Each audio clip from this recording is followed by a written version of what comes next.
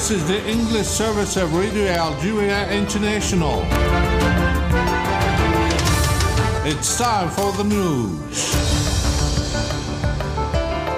The President of the Constitutional Court has announced the official re-election for a second mandate of independent candidate Abdelmajid Tebboune in the September 7, 2024 presidential election with 84.30% of the votes. The National People's Assembly is taking part in the meeting of the Council of Secretaries of the Arab Observatory for Human Rights in Cairo. And the participants to the Madrid conference on the two-state solution has reiterated the necessity to implement the two-state option as the only means of securing a lasting peace in the Middle East. And South Sudan has once again postponed by 2 years the holding of the first elections in its young history intended to put an end to the transition period provided for by the 2018 peace agreement. Those were the headlines, and now the news in detail from Radio Algeria International. Good afternoon. First, in our news, as part of its constitutional prerogatives and in implementation of the provisions of Article 191 of the Constitution and Article 260 of Ordinance 2101 of March 10, 2021, relating to the organic law on the electoral system, amended and supplemented, and after ruling on the appeals, the Constitutional Court has announced the final results of the presidential election of September 7, 2024. The President of the Constitutional Court, Omar Belhaj, underlined that the appeals filed by the candidate of the Socialist Forces Front, Youssef Aouchiche, and the candidate of the Movement of the Society for Peace, Abdelali Hassani Sharif, have been accepted in form and in content and have been duly examined. Mr. Belhaj announced that the total number of voters is set at 11,226,065, thus putting the overall turnout at 46.10%. He added that the number of votes reached is 9,461,428, out of which 7,976,291, representing 84.30%, were won by independent candidate Abdelmajid Tebboune. For his part, Abdelali Hassani Sharif won 94,642 votes, representing 9.56%, while Youssef Aouchiche won 58,495 votes, representing 6.14%. Therefore, the President of the Constitutional Court, Omar Belhaj, announced that Mr. Abdelmajid Tebboune was re-elected officially as the President of the Algerian Democratic Republic for a second mandate. He added that President Tebboune could assume his duties once sworn in. Belhaj stressed that the final results will be published on the official gazette, while congratulating the Algerian people for the success of the election process. The Algerian energy company AEC, a subsidiary of the Sonatrach Group, has received the first shipment of pumps sent from Japan and which are essential to the functioning of 4 major seawater desalination plants. The plants, which are located in Kabjinet, Boumerdès, El Tarf, Bijaya and Fouka Tipaza, respectively, are part of the complementary national program aimed at building 5 major seawater desalination plants, in addition to the one already existing in Oran.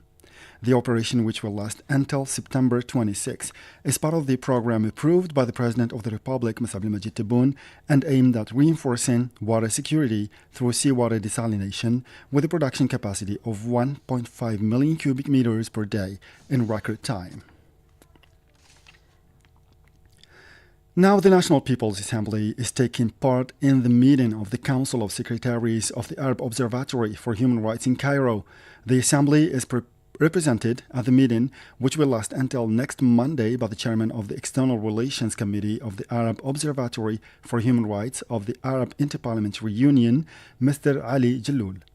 Meanwhile, the chairman of the Transport and Telecommunications Commission of the National People's Assembly, Mohammed Anwar Bouchouit, has chaired a workshop in Yerevan, Armenia, on issues related to education, youth, and employment in times of crisis. Let's recall that the head of the Transport and Telecommunications Commission, who is leading the Assembly's delegation, is a member of the Council of the Forum of Young Parliamentarians. A member of the Council of the Forum of Young Parliamentarians of the Interparliamentary Union, Mr. Bushwit is leading a delegation from the APN taking part in the works of this conference. A member of the delegation of the National People's Assembly has called from the Armenian capital of Yerevan for an end to the suffering of children in Gaza, deprived of their right to education and are subjected to brutal aggression by the Israeli occupying forces. Addressing the 10th World Conference of Young Parliamentarians of the Interparliamentary Union, the MP highlighted the suffering of the children of Gaza, deprived of their right to education and essential health care on account of the dangerous and difficult conditions in which they live, as a result of the brutal aggression carried out by the Israeli occupation against the Palestinian people in the occupied territories. She recalled that the children displaced from Palestine, Syria and Yemen also suffer from an extremely complex situation, warning against the disastrous effects on their personality and their future. She stressed that it is necessary to get rid of the restrictions imposed by certain powers that are compromising peace efforts and hindering, through their policies, these children's right to education and health care. To the Middle East now, where the participants to the Madrid conference on the two-state solution have reiterated the necessity to implement the two-state option as the only means of securing a lasting peace in the Middle East. This was contained in a communique issued at the end of the meeting attended by the representatives of the contact group made up of the Arab League and the Islamic Cooperation Organization and several other countries, including the State of Palestine, as well as Jordan and Slovenia. The participants trust that the parties at the international community had failed to secure the fulfillment of the common and outstanding objective aimed at putting an end to Israel's occupation of the Palestinian territories, including occupied East Al-Quds. The Spanish Foreign Minister José Manuel Álvarez deplored the lack of progress and reiterated that the two-state solution was the only way of securing a lasting peace in the region. Let's listen to him. La vía es clara.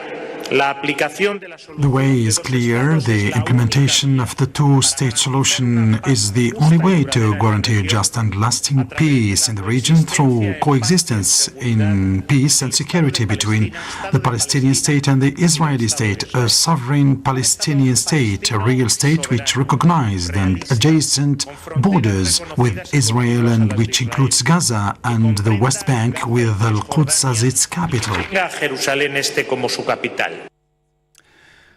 You are listening to the Spanish Foreign Minister José Manuel Álvarez.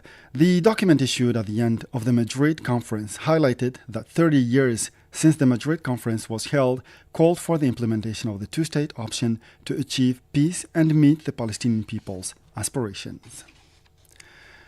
And now heavy fighting broke out again on Saturday in southwest Sudan at Al-Fasher, the scene of an assault by paramilitary forces criticized by Washington.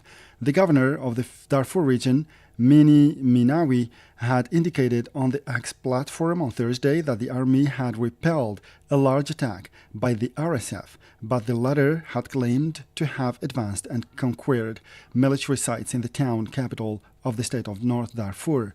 In a message published on X platform, the U.S. envoy for Sudan, Tom Perrillo, said he was extremely concerned by the new attacks by the RSF, calling on the paramilitaries to halt their assault. It was not immediately possible to determine the number of casualties, based in particular on satellite images that had identified impacts from aerial bombardments and artillery fire.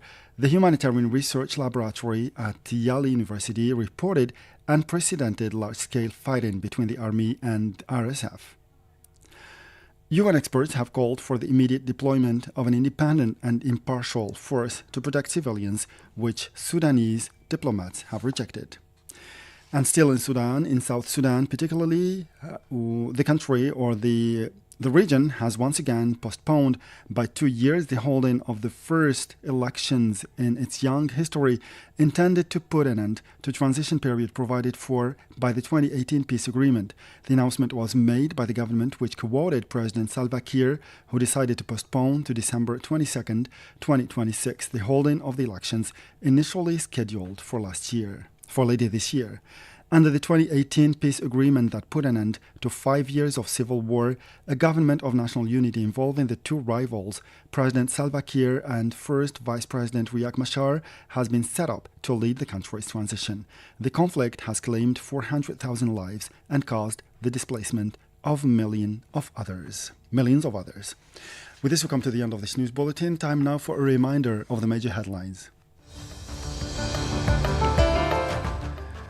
And the President of the Constitutional Court has announced the official re-election for a second mandate of independent candidate Abdelmadjid Tebboune in the September 7, 2024 presidential election with 84.30% of the votes.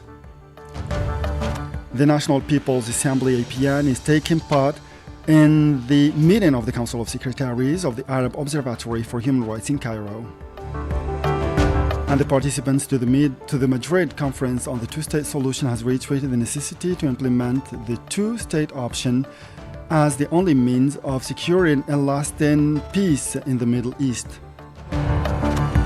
And South Sudan has once again postponed by 2 years the holding of the first elections in its young history, intended to put an end to the transition period provided for by the 2018 peace agreement. And with this last piece of news, we come to the end of this news bulletin for today. Time now for our weekly program. We'll leave you there and we'll meet you again tomorrow for a fresh edition of our news bulletin with more news on Radio Algeria International. Until then, stay tuned and bye-bye for now.